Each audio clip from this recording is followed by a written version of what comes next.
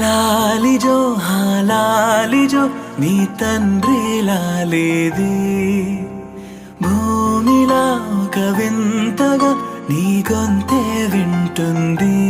హో తండ్రైన తల్లిగా మారే నీ కావ్యం. ఓ ఈ చిలిపి నవ్వుల గమనం సుధా ప్లావ్యం.